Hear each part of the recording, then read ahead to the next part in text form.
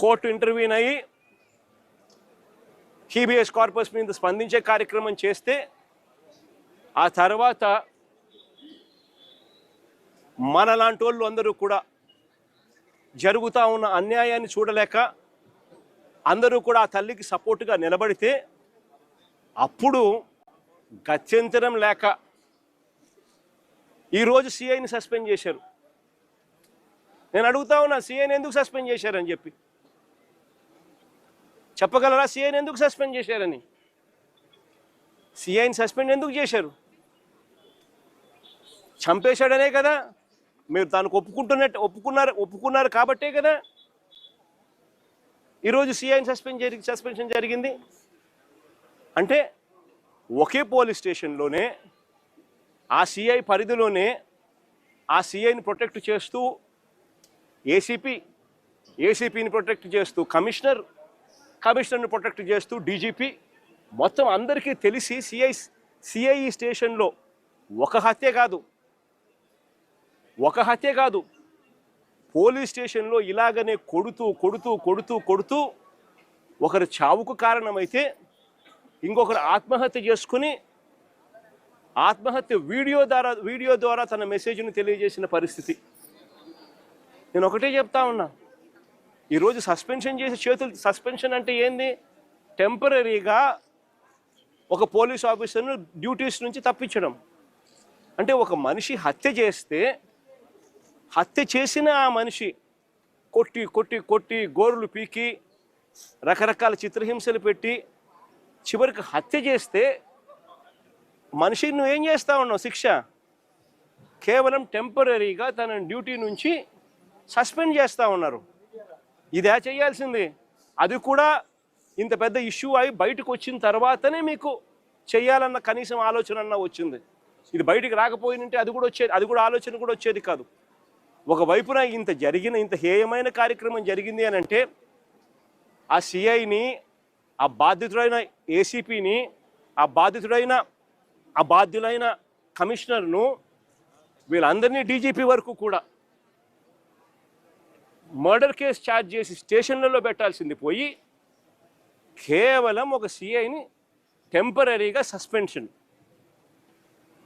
అంటే దాని అర్థం ఏంది? అందరూ పగడ్బందీగా కలిసికట్టుగా నేరం చేసి తూతూ మంత్రంగా కంటి తుడుపు చర్యగా కేవలం టెంపరీగా ఒక అధికారిని తప్పించినారు. ఇదా ఈ రాష్ట్రంలో మనం చూడాల్సింది? తప్పు చేస్తే ఆ పిల్లాడి వయసు ఎంత? 23 ఏళ్ళు. అంటే వీళ్ళంతా చిన్నపిల్లలే. ఏదో తెలుసో తెలియకో కొద్దో గొప్ప ఎవరైనా తప్పు చేసి ఉండొచ్చు. ఈ పిల్లాడైనా కానీ చేసిన తప్పుకు కోర్టులు ఉన్నాయి. కోర్టు ఈ పిల్లాడిని ప్రొడ్యూస్ చేయమని చెప్పి సమన్ చేసింది. వీళ్ళు చేయాల్సింది ఏంది? ఆ పిల్లాడిని తీసుకొని రావడం, కోర్టుకు సబ్మిట్ చేయడం. అది పోలీసులు చేయాల్సింది. ఏం శిక్ష వేయాలి, ఆ పిల్లాడు చేసిన తప్పేంది, ఆ తప్పులో నిజం ఉందా లేదా అన్నది ఆర్గ్యుమెంట్లు జరుగుతాయి, నిర్ధారణ చేస్తారు. ఆ తర్వాత జడ్జు తనకు ఏ శిక్ష కరెక్ట్ అని చెప్పి అనిపిస్తే ఆ శిక్ష కోర్టు వేస్తుంది. కానీ ఇక్కడ కోర్టు పాత్రను ఏకంగా వీళ్ళే తమ చేతుల్లోకి తీసుకొని ఏకంగా 2 పిల్లలు ఒకే నెలలోనే చనిపోవడానికి కారణమవుతా ఉన్న పరిస్థితులు ఈ రాష్ట్రంలో ఉంటే, ఇలాంటి పోలీస్ ఆఫీసర్లందరికీ కూడా వత్తాసు పలుకుతూ ఉంటే, ఈ సిఐ దగ్గర నుంచి, ఏసీపీ దగ్గర నుంచి, కమిషనర్ దగ్గర నుంచి డీజీపీ దాకా ఇలాంటి వ్యక్తులకు ముఖ్యమంత్రి దగ్గరుండి కంటి తుడుపు చర్యల మాదిరి కేవలం ఒక చిన్న అధికారిని టెంపరీగా ఉద్యోగం నుంచి సస్పెండ్ చేసే కార్యక్రమం మాత్రమే చేసే కార్యక్రమం జరుగుతూ ఉంటే ఇది ఎప్పటికీ ఫుల్ స్టాప్ పడుతుంది? ఇది ఫుల్ స్టాప్ పడాలి అని అంటే దీని మీద సిబిఐ ఎంక్వైరీ జరగాలి. ఎవరెవరు దీంట్లో ఇన్వాల్వ్ అయి ఉన్నారు అన్న సంగతులు బయటికి రావాలి.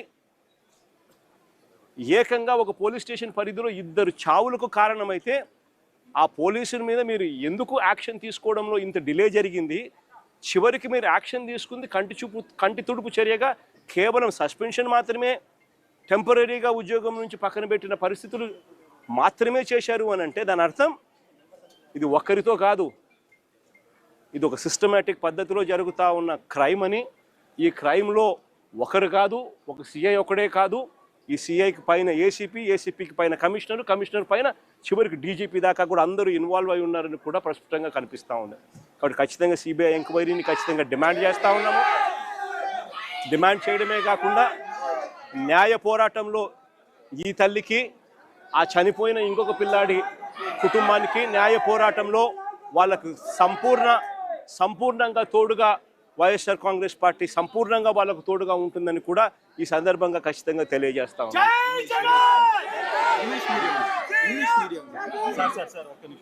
ఐజీ స్థాయి అధికారి ఆరోపణలు ఎదుర్కొంటున్నారు, కానీ ఇన్వెస్టిగేషన్ ఆఫీసర్గా ఒక ఎస్పీ స్థాయి అధికారిని వేయడం, రాజమండ్రి ఎస్పీని వేయడం ఎలా చూస్తారు? అసలు ఇదంతా ఎంత కంటి తుడుపు చర్య అంటే అసలు ఫస్ట్ ఆఫ్ ఆల్ యాక్షనే తీసుకోలేదు.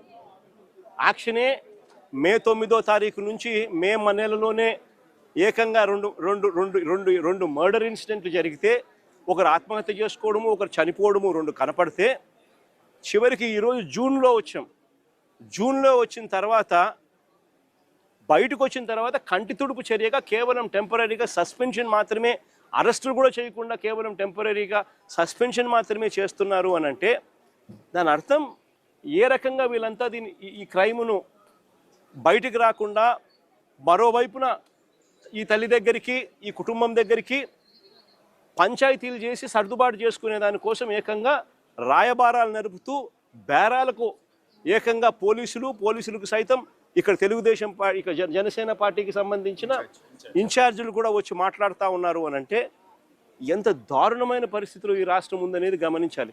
దీని మీద ఎంక్వైరీ అట, కమిషనర్ అనే వ్యక్తి, డీజీపీ అనే వ్యక్తి ఇటువంటి వ్యక్తుల మీద పూర్తిగా ఇన్వాల్వ్ అయి ఉండి ఈ క్రైమ్ చేయించినారు అని చెప్పి కనిపిస్తూ ఉన్న పరిస్థితుల్లో ఒక ఎస్పీ స్థాయి అధికారిని వీళ్ళు, ఇంకొక ఐపీఎస్ ఆఫీసర్ ఎస్పీ స్థాయి అధికారిని వీళ్ళు ఎంక్వైరీ చేయడానికి కోసం బాధ్యత అప్పచెప్పినారంట. అంటే ఏ రకంగా వీళ్ళు దీన్ని లా అండ్ ఆర్డర్తో ఏ రకంగా చెలగాటలాడుతూ ఉన్నారు, ప్రజల ప్రాణాలతో వీళ్ళు ఏ రకంగా చెలగాటలాడుతూ ఉన్నారని చెప్పడానికి ఇది ఇంకొక నిదర్శనం. నేను ఒకటే చెప్తా ఉన్నాను, ఇది ఖచ్చితంగా సిబిఐ ఎంక్వైరీకి పోవాలి. బాధ్యులు ఎవరెవరైతే ఉన్నారో సిఐ దగ్గర నుంచి, ఏసీపీ దగ్గర నుంచి, కమిషనర్ దగ్గర నుంచి చివరికి డీజీపీ పై స్థాయి నుంచి కూడా హోమ్ మినిస్టర్ పై స్థాయి నుంచి ముఖ్యమంత్రి కూడా అందరూ కూడా లథార్జిక్ యాటిట్యూడ్తో అందరూ కవరప్ చేయాలి అని తాపత్రయమే కనిపిస్తూ ఉంది. కాబట్టి అందరూ దీంట్లో క్రైమ్లో ఇన్వాల్వ్ అయి ఉన్న పరిస్థితుల్లో సిబిఐ పిక్చర్లోకి వచ్చి దోషులను ఎవరెవరికి ఇది తెలిసి జరుగుతూ ఉన్నది, తెలిసి ఏ రకంగా వీళ్ళు ప్రొటెక్ట్ చేస్తూ ఉన్నారు, ఇది ఒక రొటీన్ పద్ధతిలో ఈ మాదిరిగా లాకప్ డెత్తులు ఎందుకు జరుగుతూ ఉన్నాయి, దీన్ని కట్టడి చేయాలని అంటే ఖచ్చితంగా సిబిఐ రావాలి, వచ్చి దీనికి ఫుల్ స్టాప్ పెట్టాలి అని చెప్పి ఖచ్చితంగా డిమాండ్ చేస్తూ ఉన్నాం.